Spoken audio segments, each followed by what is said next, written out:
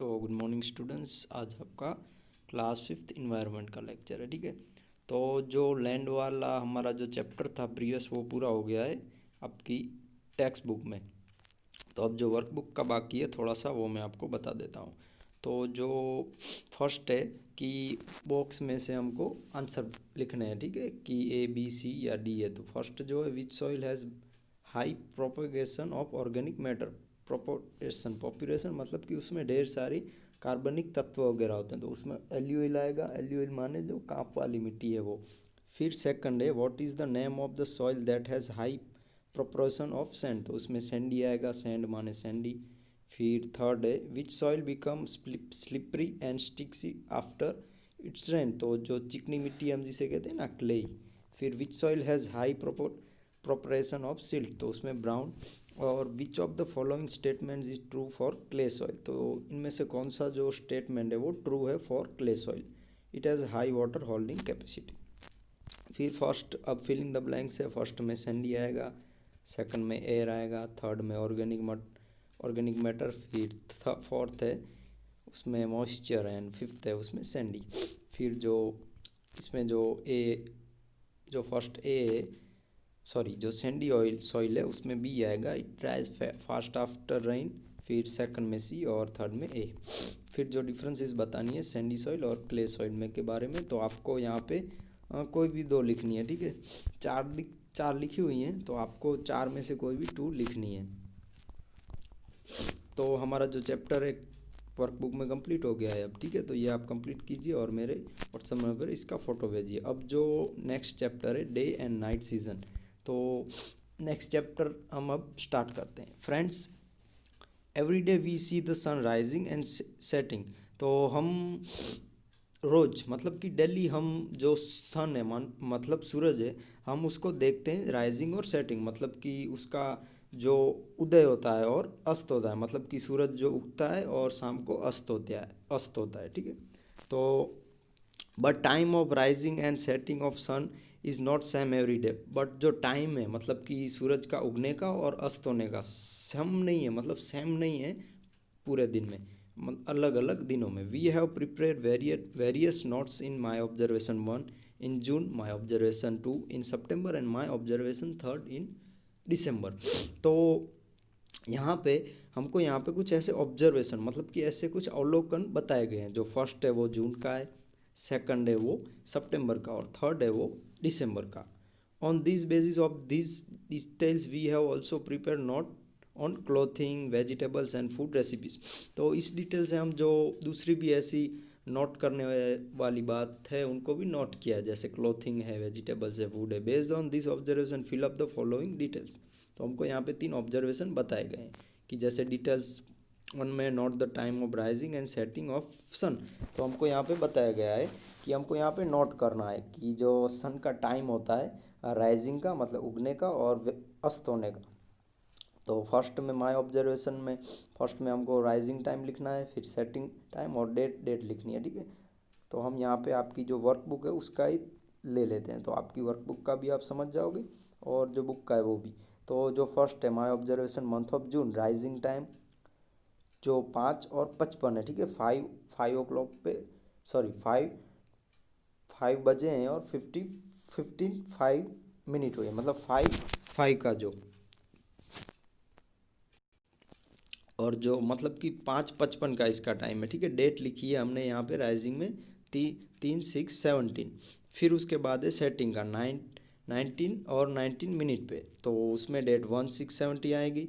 तो इसी तरह सभी में लिखें। और जो वैन जो लास्ट वाला है, when did the sun rose at earliest, तो मतलब कि कौन से दिन में सन है वो सबसे ज़्यादा राइजिंग हुए थे, मतलब कि सबसे जल्दी उगने वाली डेट बताइए। तो उसमें हमको टाइम भी बताना है और डेट भी बताना है। तो वो 5:55 वाला जो फर्स्ट हमने देखा और उसकी डेट 3 6 17। उसके बाद है details not the time of sun set and rise, not at time, sorry not the time when the sun set latest, sorry.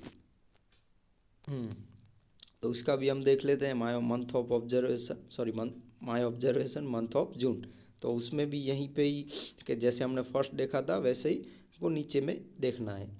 तो जो इसका when did sunset at least, तो जो इसका लास्ट में सनसेट हुआ था वो, मतलब अब फर्स्ट हमने यहाँ पे जो देखा वो जो सन उगता है, मतलब कि जो सूरज उगने की जो प्रोसेस होती है मॉर्निंग में, सब जब कोई जगता नहीं है तब का टाइम, ठीक है। और जो आथमने का टाइम है वो इस ऑब्जर्वेशन में हमको बताया गया है। तो सभी टाइम डेट वगैरह हैं, और इसमें जो लेटेस्ट है तो उसमें हमको 29/6/70 पे दिखा था, ठीक है। और वो लास्ट में आथमने का टाइम, अस्त होने का।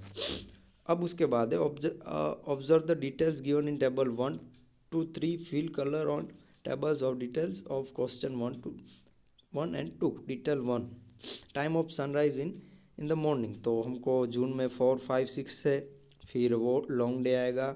टाइम, हाँ, सनराइज़ का जो है जून में वो आएगा टाइम, मतलब कि वो जो टाइम है वो 4, 5, 6 आएगा, डे में लॉन्ग डे। और जो time of sunset in the evening तो उसमें 5, 6, 7 आएगा। फिर सितंबर में 4, 5, 6 आएगा। और जो उसका डे है उसमें हमने कुछ नहीं लिखा है, क्योंकि उसमें भी मीडियम हो जाता है, इसलिए उसमें कुछ नहीं आएगा। और जो time of sunset in the evening उसमें 5, 6 आएगा। फिर दिसंबर है, तो दिसंबर में 4, 5, 6, 7, तो आपको पता होगा अभी दिसंबर का ही मंथ है, ठीक है। मतलब कि जो गया प्रीवियस जो साल हमारा गया 2020, तो जो लास्ट मंथ था दिसंबर, तो आपको भी पता होगा 7 के आसपास का जो टाइम रहता है, ठीक है। शॉर्ट डे, और उसमें time of sunset in the evening 5, 6। फिर सेकंड में इसी तरह ही आएगा, ठीक है, कि जो इवनिंग का टाइम है सनसेट का, और नेक्स्ट डे वाला, तो ये भी इसी तरह आएगा, short day long night, sorry short night long night. उसके बाद है what difference can be seen between details 1 and details 2, तो हमने जो टेबल नंबर जो फर्स्ट जो डिटेल में और सेकंड जो डिटेल में देखा वो, in detail 1 we can see that the day of June are long and the night are short, there as the clay in this as the clay in December are short. तो हमने देखा ना कि जो जो जून का मंथ है उसमें डे होता है वो लॉन्ग होता है, और नाइट होती है वो शॉर्ट होती है। तो उसी तरह जो सेकंड में उसमें डिफरेंट आएगा, जो डे होता है वो शॉर्ट होता है, जो नाइट होती है वो लॉन्ग होती है।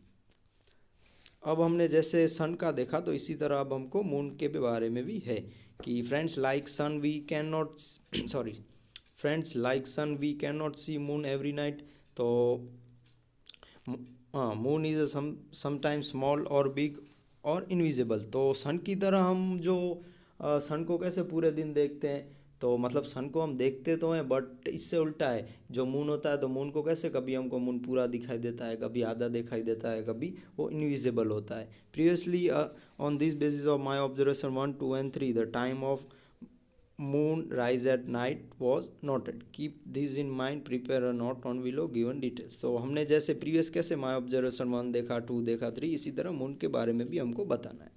तो जो time of moon rise and differences, तो हमको ये सब बताना है यहाँ पे, जो आपकी वर्कबुक है उसमें ही हम लिख लेते हैं। तो जो टेबल नंबर 1 जो जून का है, तो हमको जून का और सितंबर का जो डिफरेंट वगैरह हमको लिखना है। तो ठीक है, 21 जैम 47, तो यहाँ पे जो सब टाइम लिखा हुआ है, ठीक है, इन सभी का।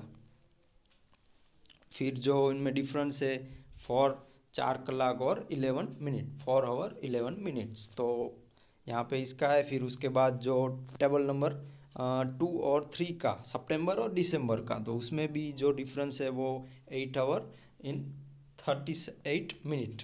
तो इन सब का आपको ये लिख लेना है आपकी वर्कबुक में, और इनका भी जो डिफरेंस है वो भी हमको यहाँ पे बताने में आया है, तो आप ये भी लिख लेना। और जो ये टेबल है आपको आपकी वर्कबुक में ही लिखने हैं, ठीक है। सभी टाइम वगैरह हमने जो देखा ना कि इनका टाइम इतना है, फिर इन सब में टाइम में क्या क्या डिफरेंस जो हमने देखा, 30 मिनट का, फिर जो हाँ एक घंटे का, फिर 1 घंटा और 7 मिनट का। तो ये सब आपको आपकी जो वर्कबुक है उसमें लिख लेना है, और जो लास्ट वाला क्वेश्चन है वो भी आपको यहाँ पे आपकी वर्कबुक में लिख लेना है। तो ये आपका होमवर्क है, और नेक्स्ट लेक्चर में हम आगे का देखेंगे कि जो क्वेश्चन आंसर ही है, फिर जो विंटर, मानसून, समर के बारे में हमको बताने में आया है। तो ये चैप्टर छोटा ही है, नेक्स्ट 1-2 लेक्चर में कंप्लीट हो जाएगा। तो ये आप आपकी वर्कबुक में कंप्लीट कर लीजिएगा। ये टेबल मैंने समझाया, और कहीं भी आपको समझने में दिक्कत आ रही हो या फिर कहीं प्रॉब्लम हुई हो तो मुझे कांटेक्ट कीजिए। Thank you, bye bye.